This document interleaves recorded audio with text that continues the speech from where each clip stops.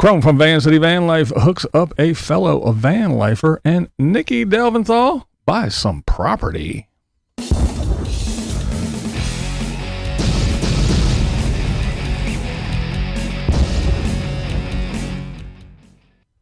What's up, everybody? I hope everybody's having a good day so far. Let's start with Mike. That's right, cheap off-grid living Mike. Now, Mike needs you to buy him seeds and dirt and even screws. And, of course, a camera and a microphone so he can, do his job. So even the smallest, tiniest of things he needs you to purchase for him. Again, screws. Seeds. But with all that being said, he has enough money to go out and buy stuff that he needs after all. 130 pounds is just too light. I'm gonna have to buy some more weights. I'd like to get it up to at least 250, 300. So yeah, Mike, he is hanging out. He's buying some stuff. He got some weights. A little weight set all set up, and he needs more, so he's actually said he's going to go buy some more. Go figure. I don't know. Is he going to put more stuff on his wish list, or is he going to go buy? I just find it quite interesting that, again, he needs you to get him screws, but yet he can run out and, I don't know, maybe that fella, his new mentor, the guy that he is mentoring, maybe he gave him some money for helping him out with the solar system. So Mike went out and bought himself some weights because Mike said he's going to get all buff. He's already buff, but he's really going to get buff. But anyway, there you go. That's what off-grid YouTubers do. All right, so there is this young lady. Her channel is called Keepinit Wheel 306.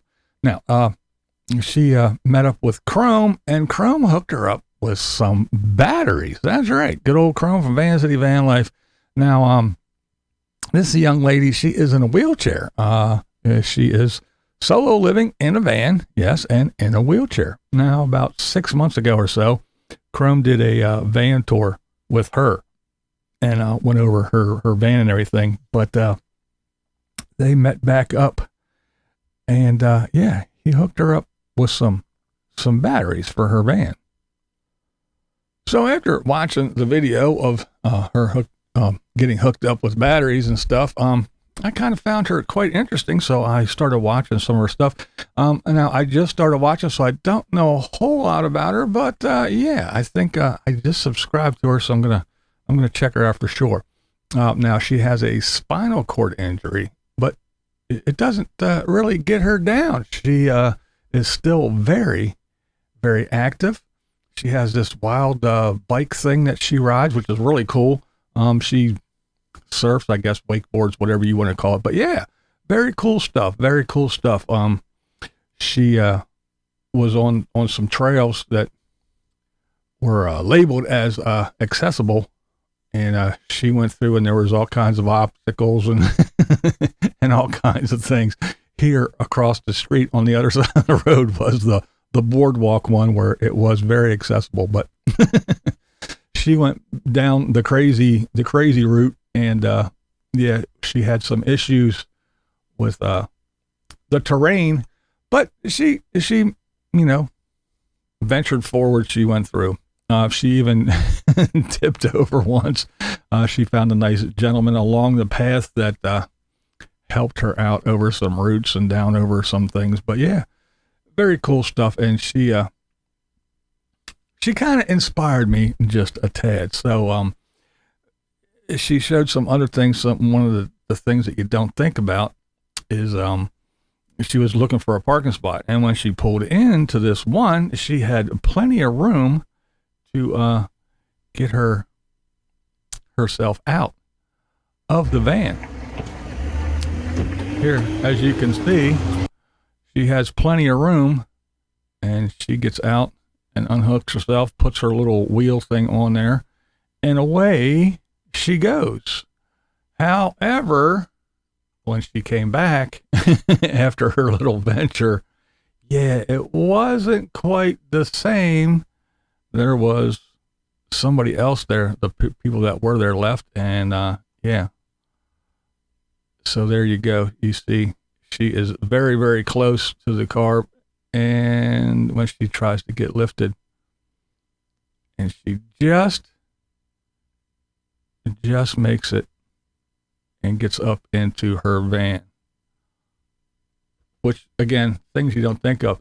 And if you think about it, if she was had one of those ones that came down and then flipped out and she rolled up on and did that, yeah, she'd have never got in her van. She'd have had to sit there, I guess, and wait till somebody came. But anyway, pretty cool stuff. She did meet up with Chrome eventually, and he did, as we talked about, hooked her up with 2 big old house batteries. Find my bike. Chrome's just crawling in there. Yeah. Nice.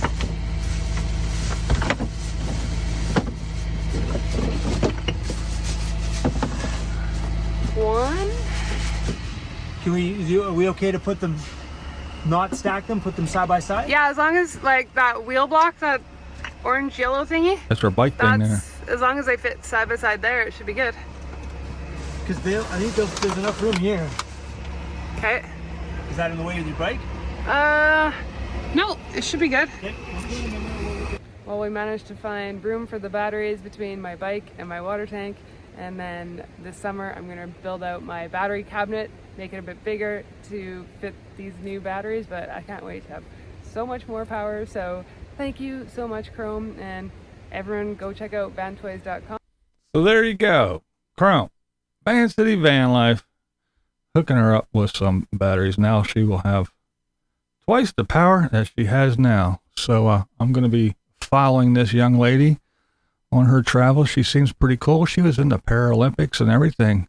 But yeah, pretty interesting channel, interesting young lady there, the Paralympic stuff. So yeah, she does all kinds of stuff. And I always enjoy people like that, you know, don't let things stop them. We all have our little issues, and we have things that we can't do or can no longer do as well as we did, but you got to keep on keeping on, because no matter what's wrong with you, there's usually somebody out there that's a little bit worse off. And it's like me. I can't see very well. I can see a little bit, but I can see a little bit. Some people can't see at all, and I still get up in the morning, so I guess that's a plus. All right, well, while we're talking about Chrome was playing Find That Smell. That's right. After 9 years of living in his van, yeah, he said that, you know, usually he has his doors open and everything, but lately he's been, everything's been closed up, the windows and the doors and everything, because usually when he parks, he's all proud of it inside, and he has the back doors open and the side doors and everything, but he says it's been closed up and there's been a soury smell. So he was playing Find That Smell, bored some little holes in the walls here and there, and stuck a borescope in and looked around for dead animals or mold or whatever might be causing the smell. So he did go behind the walls that have been up for about 9 years now, and to check out to see what's going on and trying to find the smell. But basically he took everything out, his mattress, all the bedclothes, took all the clothes out of the cabinets, scrubbed and wiped and cleaned and washed all the clothes and did everything, and even pulled Cruzy's dish that's screwed to the floor, the holder, pulled that up and everything. I mean, gave the van a good clean.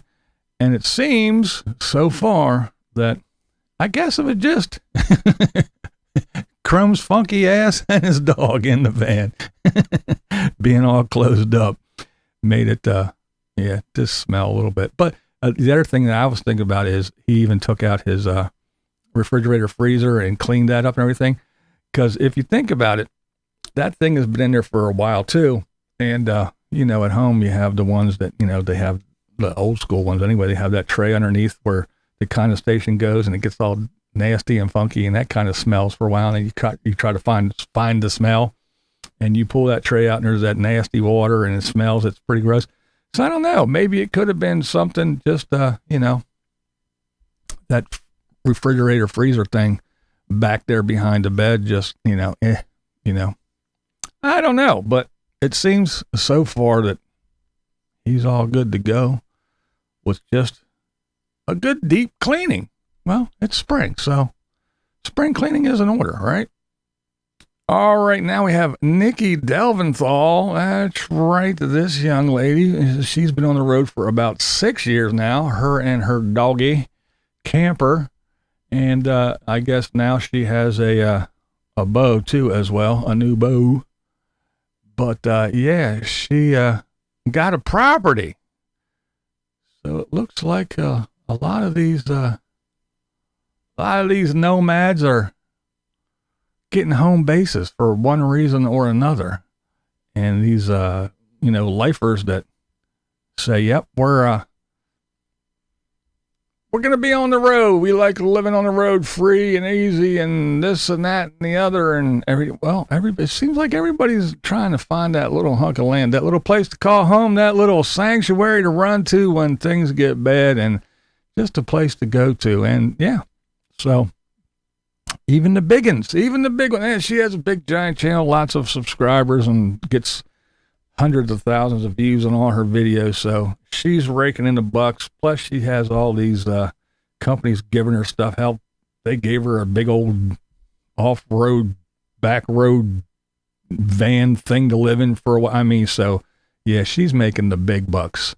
So she can definitely afford property. And she does tell everybody, she reassures everyone that yes, she will still be traveling, but now she has a place to retreat to and call home. Because we see it a lot now, folks. All these RVers, nomads, the wheeled wonders, as I call them, they're all starting to find that place to call home. And I think that's a good idea. And hey, but you don't have to agree with the damn thing I say. That's not the point here. What is the point? This is Blind Views, and that's how I see it. What we do here is go back.